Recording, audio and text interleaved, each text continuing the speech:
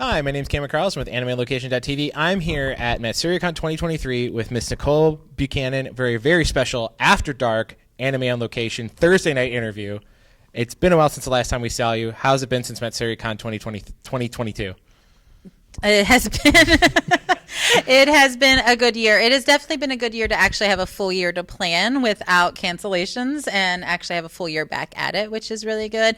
And it's always fun to be back for Matsuricon. It's been a labor of love for 16 years now. So since we founded in 2006.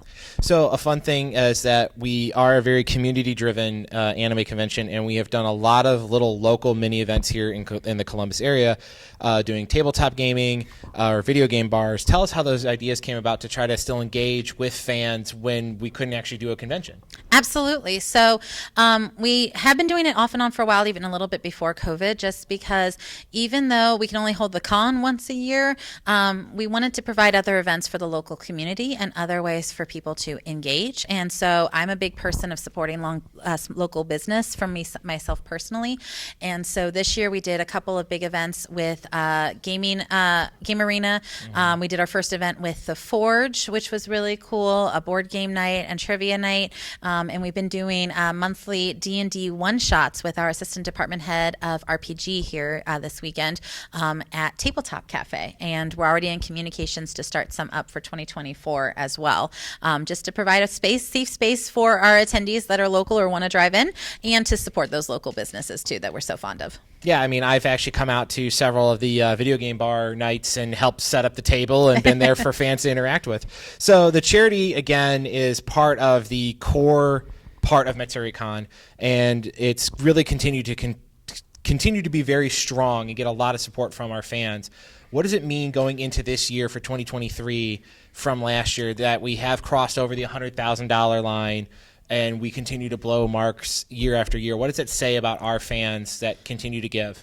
Absolutely. I will tell you a couple things about the charity. Number one, for those that don't know the history of the charity, it actually started year two in 2007.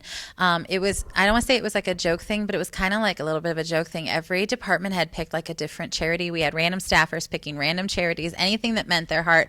And there was like pies and faces and cream things. It was insane. And it was crazy. We raised like an insane amount of money for a small year two event. But it was so disjointed. Some raised hundreds while like a couple raised like $2. And so, but altogether it was a significant amount. And after that year, we were like, okay, we definitely need to do something to give back. We obviously have a heart for our event to do that.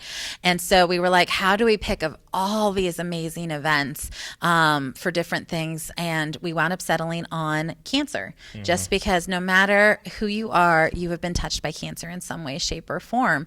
And my co-chair, John, has suffered from cancer personally. And I personally lost my mother and quite a bit of my personal family, actually, to cancer. And so it became a very personal task for each of us in separate ways. And then it has been insane over the years. I would never, I love my attendees, I would never get up there and be like, give me your last dollar for your pre-reg. But like we joke on this stage because we have people gone, I don't really need to eat tonight on Sunday night, and given us their like dinner money. They're like, we'll be home soon. It will be fine.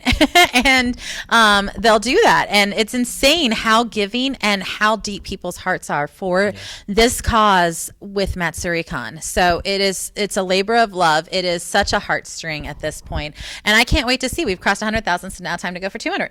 Yeah, Let's go. I understand where you're coming from. It's touched me in different ways as well. So I really appreciate everybody who's given support to Matsuricon for its continue to give your money, your support for the charity end of it. So Matsuricon has had another great year of guests. How did your team come about getting all these wonderful guests for us? Absolutely. So while I'm con chair, I also oversee the divisions that do guest acquisitions and such. And it's so much fun because we like bringing out a fun plethora of different people every year. We always bring at least 2 or 3, repeats back just because it makes sense. So we had Brandon McGinnis last year and Caleb House last year, and they're back and again this this year. Tony Oliver is a staple. He does a lot of art for our convention. He's not going anywhere.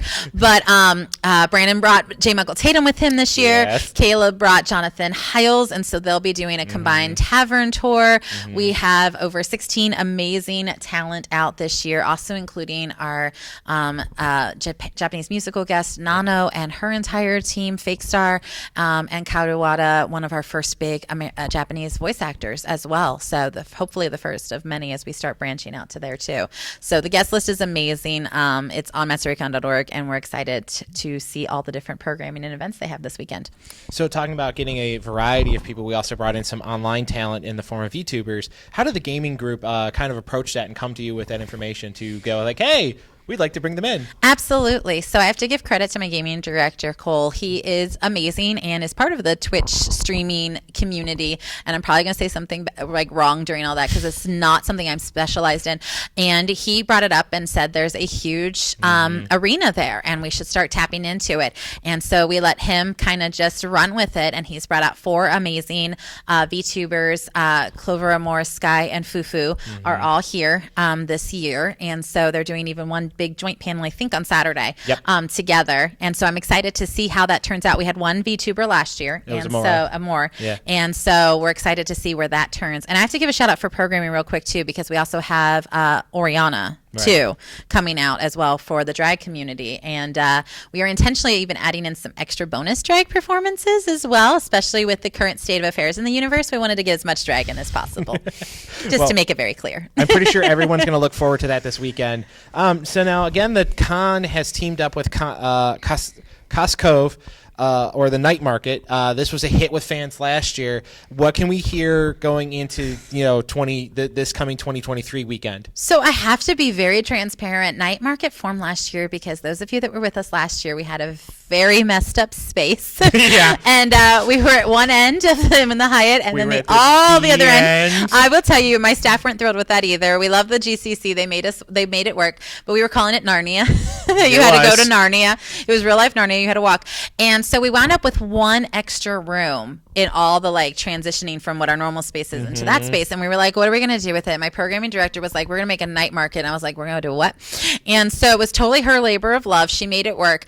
And we realized that was the most insane thing ever, and they got a room 5 times the size at least this year.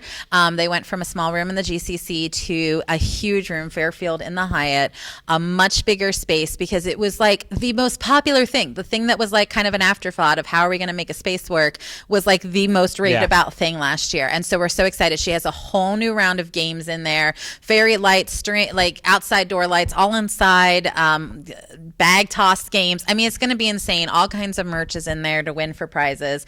Costco is in there doing their thing as well, and we have a whole nother strew of artists in there too. So it's going to be really exciting. Yeah, we want to give a shout out to Lynn for that. She's done a great job. I have some amazing staff. Yeah. So the convention has had a very lively Discord community. And it's very vibrant. I'm in it. I love watching and listening to fans as they continue to get hyped for the convention this weekend. And I have a friend in another Discord who's came all the way from New Jersey for the weekend. So what's it like knowing that you have touched a lot of people to come in from out of town or just because we have the Discord? I love it is that honestly, I love that we have so many different ways to touch on social media, that not only do we have the Discord and that is growing, that's the labor of love of one of my other staffers, Kai, that was like, we need a Discord. And I was like, what's that? And true story.